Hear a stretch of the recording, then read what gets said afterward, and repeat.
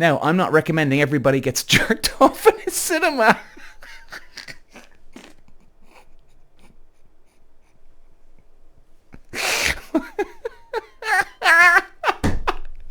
What an awesome story. Peter. Imagine this. You walk into your girlfriend's apartment. You've done it 100 times before. Everything's familiar, the scent of her perfume's in the air, the soft hum of music in the background. But today something is off. You catch a glimpse of something unusual in the corner of your eye. On the floor, peeking out from under the bed, a pair of men's underwear. And they're not yours. Now, your heart skips a beat, right? But you try to act normal, because inside it's chaos. Whose are they? You can't help but ask. You can't help it. Her face flushes, stammering as she tries to explain. She's embarrassed, maybe even a little defensive. But as the awkward tension grows here, lads, you're left standing there, not sure what to believe or what to do next. Now, the poor old lad, he emailed me all the information here, guys, and I'm reading it back out to you. But what I'm getting from this, he's not the type of guy that snoops around, never has been, never will be, he says. But this day there was something weird because there was a bit of a mess in the room. He wasn't looking for trouble. It just found him. A lazy Sunday afternoon, he says, hanging out at her place. Everything seemed perfectly normal until he noticed it under the bed. That's right. A crumpled piece of fabric half hidden under the bed. Oh, God. He bent down, picked it up and froze. Can you imagine this? Men's underwear, not his. Jesus Christ. Now, he said at first he didn't want to believe it. He stood there like gripping the fabric like it was some kind of puzzle he had to solve. She noticed a change in his expression. She went pale, apparently, white as a ghost. An awkward silence hung in the air. And before he could ask, she starts mumbling something about laundry mix-ups, friends crashing at her place, her words jumbled, stuttering all around the shop. She's embarrassed, but then he could tell there was more to it when she was embarrassed. And then she struck while the iron was hot, baby. She realized it was her ex-boyfriend's. Now, these two have been going out for 7 months. 7 months! Does this fucking girl actually... Does she clean her room?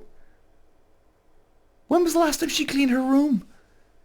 Or maybe she didn't clean the room and it was actually about some midnight visitor over to the apartment. I mean, where do you go with this? Like, let's bring this up to right now, guys. Right now to today.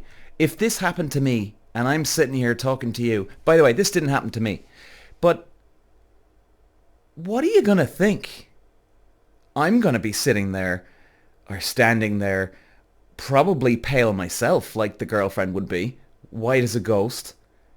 You know, and then, oh, what, is there a smell off the things? Oh, jeez. I mean, oh, God. Do you even have them in your physical hand, knowing that some other dude... I mean, like, ladies, I don't know what ye feel, but, you know, when us men, when we find other men's underwear, like, we've all made that mistake, like, oh, jeez, what? We picked up something wrong, like one of your friends or...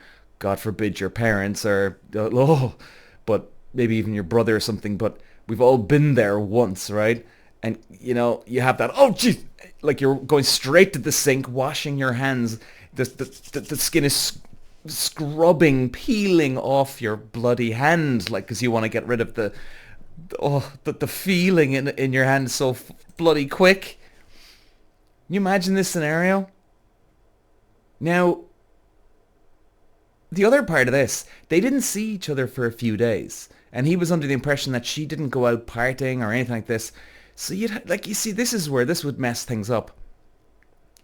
This really is a judgment call. Where would you go with this one? Now, for me, I'd always try and give the benefit of the doubt, but man, even if I gave my girlfriend the benefit of the doubt after this one, I'd still be walking out of the room. You know, number one, I'd probably have to go home. I know you could probably see a girlfriend like, oh no, no, Peter, don't, stop, please, please, please, stop, don't leave, don't leave like this. And even if you said to her, listen, oh, you know, no, honey, I gotta go home. I just gotta just relax. And you could see her, why, you don't trust me? Well, it's not that I don't trust you, or I do trust you. I just need to get the hell out of here. You see, then you're screwed then, because now she's throwing it on you. Oh, you don't trust me, do you? And which is a very, very unfair scenario to be in, because you're the one that had boxer shorts, men's boxer shorts, on the bloody bedroom floor, for Christ's sake. I would have gone mental. Not screaming and shouting, but oh my God.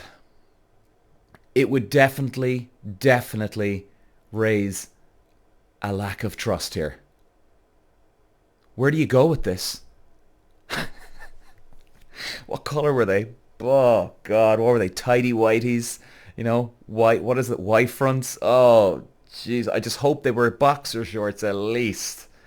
Even though I don't even know why I'm justifying that, but still. Oh man. And here's the thing. Here's the worst part. He went home. She's calling him. He went out, got drunk that night, and he said he cheated. Yeah. He sent me one email last week, and he said that was in the meantime, as in, Peter, look, what do you think? What do people think? And then a few days later, he went out and got drunk, and of course it made everything worse, and he cheated. And he said it was a complete mess. He doesn't trust her, clearly. Now, still, do you go off and cheat? Absolutely not. Hell not. And he's actually gone off, went back to her, told her, and it's over. What do you do in this scenario? Like, I get it. Okay.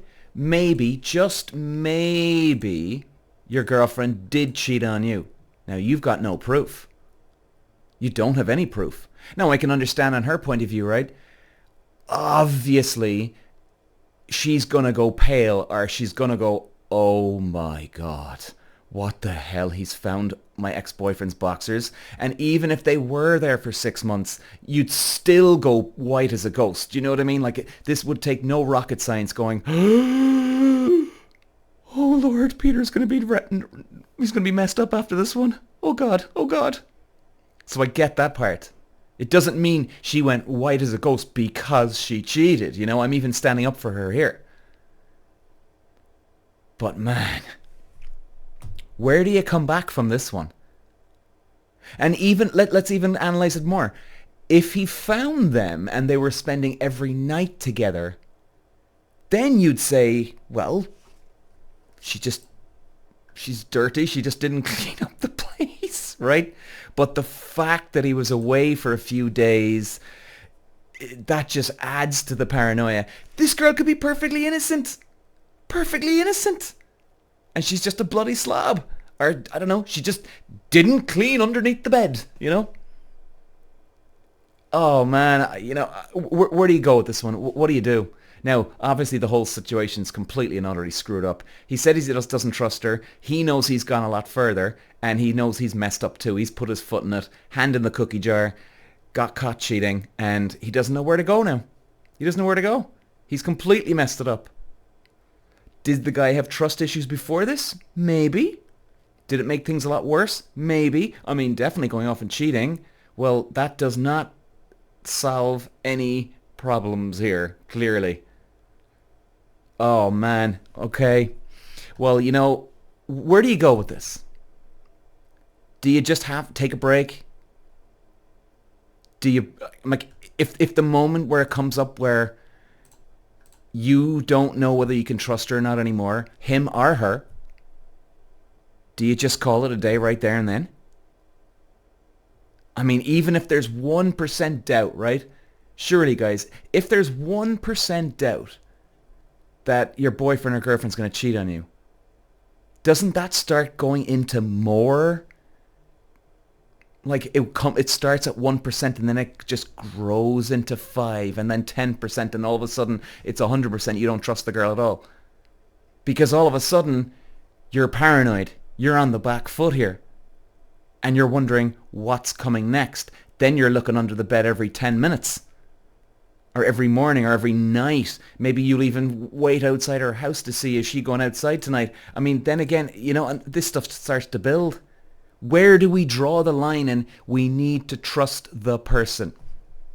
I think it takes a very strong-willed person to keep that trust going from there on in. Now, don't get me wrong.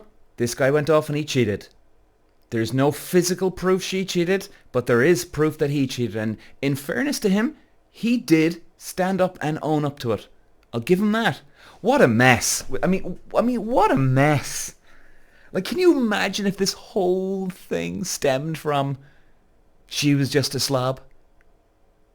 And then maybe, just maybe, if it was, and if she was telling the truth and she did not cheat, maybe she exposed the boyfriend. I'm sorry, buddy, if you're listening, but, and by the way, I don't know him, but maybe he would have cheated. Just maybe. Now, again, I'm not mentioning any names. I'm not getting it because I don't know. I'm just looking at this from all angles. So I hope you're not annoyed with me, buddy. But, maybe you could have gone out on a night out and you just said, to hell with it. And, were you looking for an excuse to go cheat?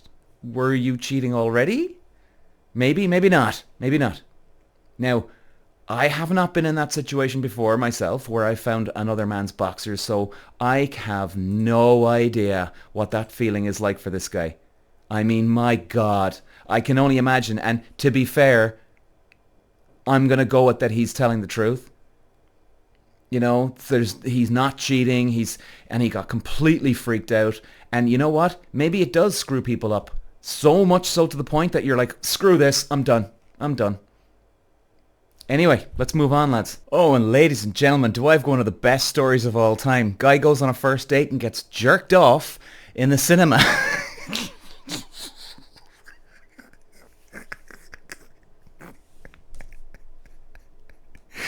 I mean, what the hell? What? In the cinema? Out of all places? Seriously.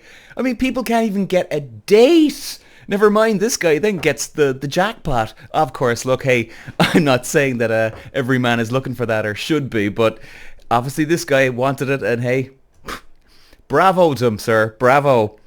So here we are, lads, and I've got to call this out to you. This is unbelievable. So he never thought a first date would end up like this. He said, sitting in the dimly lit cinema, popcorn in hand. This guy's a bit of a poet, by the way. He tries to focus on the movie. The screen flickered, casting faint shadows across the room. Yeah, this guy's definitely a poet. But his mind wasn't on the film anymore. The tension had been building since they sat down, legs up against each other, a whisper of excitement lingering in the air. Jeez, this guy's really going all in.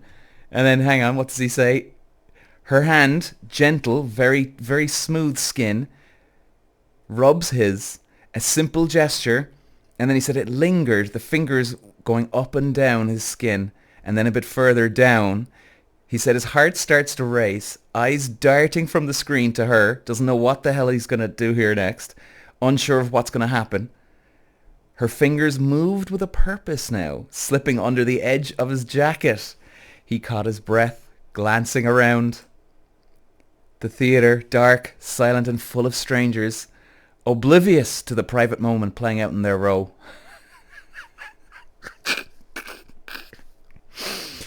Her hand went lower, a delicate but deliberate touch, he says. He said his heart starts to race. He's looking around, panicking. Is anybody seeing him? Anticipation, nerves, and something thrillingly forbidden. The low hum of the movie score seemed distant now, drowned out by the pounding of his own heartbeat. The adrenaline's getting a bit higher and higher, and he couldn't help wonder how they got here. Two people on a first date exploring boundaries. He shifts in the seat, opening up the legs, the sudden intensity of the moment overwhelming. She leaned in closer, her warm breath against his ear. Oh my God. As her fingers continued their unspoken conversation, his mind raced, torn between the urge to stop and the undeniable allure of the moment unfolding. And That's as much as I can make. His email was a bit all over the place. It's hard to read everything. And then the rest of it, she finishes him off in the cinema.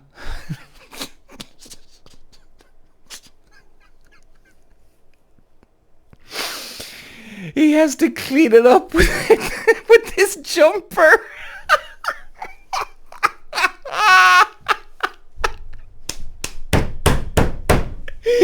Oh, this is awesome. He did say that a couple behind him, he thought they actually got away with it. He was trying to be very, very still. And then he looks around at the end of the movie and he did notice this one lady looking at him, and she actually on purpose waited for him to stand up and give him the look of disappointment and disgust. And oh my God, they're still dating each other. He said this was 3 weeks ago, now up to today date, guys. They're still dating each other. He said, Peter, go ahead, man. Use it for your podcast. No problem. And wow. Like, you'd think sometimes, I mean, this would, I don't know, maybe this is kind of a lesson for us lads.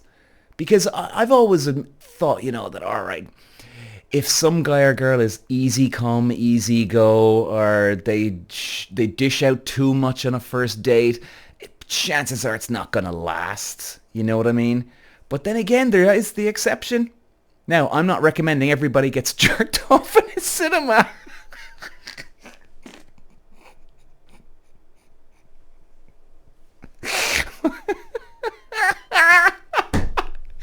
What an awesome story. But, you know, you just never know. You never know.